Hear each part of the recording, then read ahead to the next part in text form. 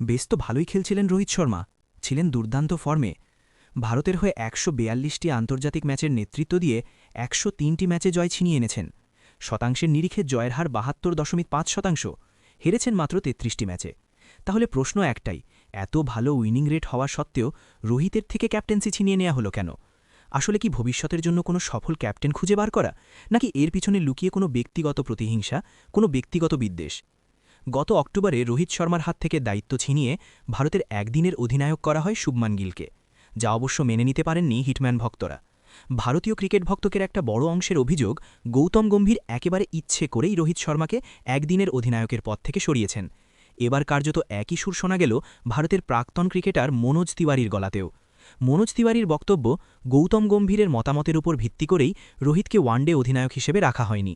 গৌতমের মতামত নিশ্চিতভাবেই অজিত আগরকরের পছন্দ অপছন্দকে প্রভাবিত করেছে বলেই মনে করেন